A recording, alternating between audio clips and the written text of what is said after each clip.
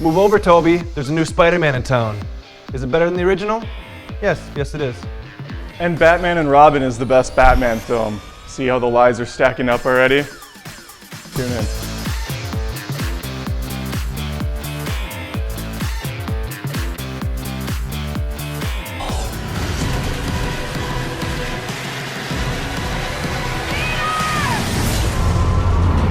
Bonesaw knows Spider-Man has the better cast, and that starts with Tobey Maguire. When he dons the suit, he transforms from a lovable dweeb into the friendly neighborhood crime fighter. I feel like Tobey Maguire plays the same nice, cheesy-looking guy in every movie he's in. Have you seen Pleasantville? Then you've seen every Tobey Maguire movie.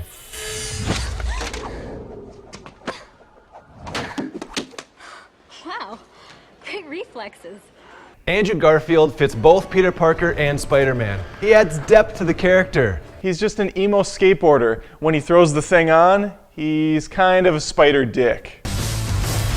You know, if you're gonna steal cars, don't dress like a car thief. You found my weakness.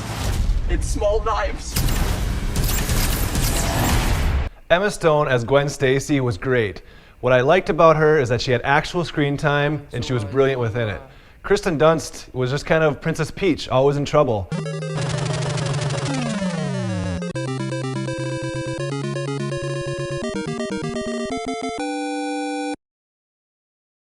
I can't believe she's lived to be 17 years old. I can't really knock Emma Stone in the film. I mean, she's a strong leading lady, she's independent, she's attractive. What does Kristen Dunst bring to the table? Oh, wait.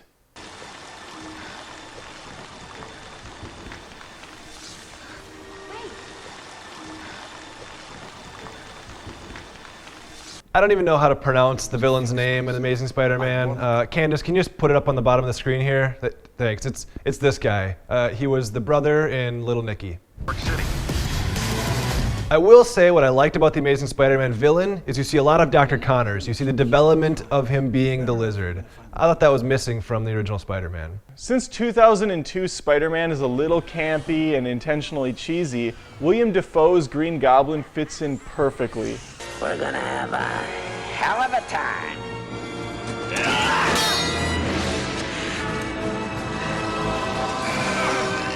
Spider-Man wastes no time getting the story into full swing. The Amazing Spider-Man spends damn near an eternity on trivial matters like where Peter Parker gets his glasses from. Really? His glasses? The Amazing Spider-Man showed that Peter Parker was more than meets the eye. He was actually a brilliant scientist, top of his class, and the original Spider-Man left all that out. As I watched The Amazing Spider-Man, I kept asking myself, why was this movie made? It takes a ton of plot points from the 2002 Spider-Man with less impact.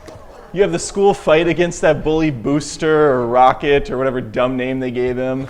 It paled in comparison to the bullet time version they had in the first one.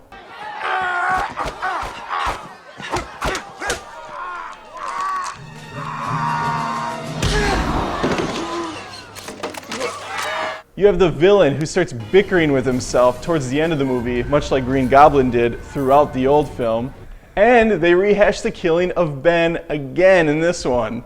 The Amazing Spider-Man is all about character development, and you see that even with side characters like Flash, as Adam pointed out. By the end of the film, they're almost friends because they knew they had an understanding about both of their pasts.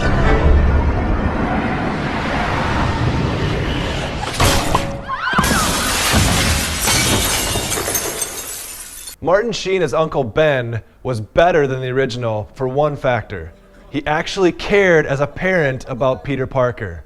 You don't need cheesy lines to know that relationship was true. You also saw the struggle that Peter Parker had with his parents leaving, constantly trying to find out more information and getting upset when they talked about it.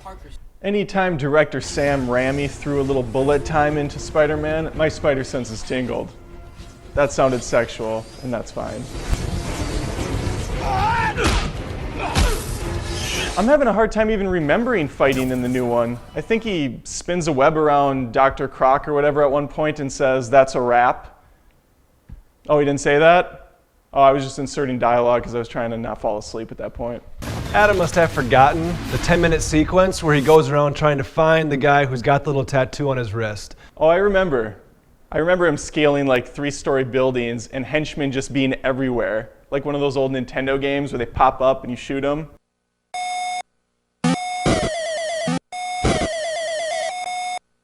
They developed a camera for the original film called the Spider Cam that flew through buildings. I mean, that's why you get some of those amazing high-flying, swinging shots that you don't really see in the new picture. I honestly don't think there was any musical score made for The Amazing Spider-Man. I think Adam had this on mute, and that's maybe why he missed all these great parts.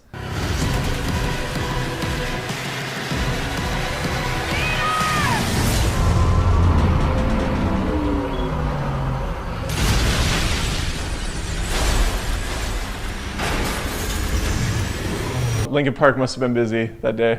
2002 Spider-Man, on the other hand, had a fantastic musical score, bombastic sounds. Anytime the action ramped up, you get an American flag shot in there, Spider-Man swinging, money. I'm just glad they didn't bring Chad Kroeger back for the soundtrack. I think we can all agree on that. Without 2002 Spider-Man, we wouldn't have superhero films today. If it was the other way around and The Amazing Spider-Man came out first, we'd be in trouble, folks. Cast your vote. I wish The Amazing Spider-Man was done in 2002. Then maybe we wouldn't have all these over-cheesy, over-colored superhero movies. We've got 2 different takes of Spider-Man, both fairly true to their comic book series. Let us know what you think. Do you like The Amazing Spider-Man better than the original? Or do you think Tobey Maguire fits the bill? More than just reviews, this is Movie Fuse.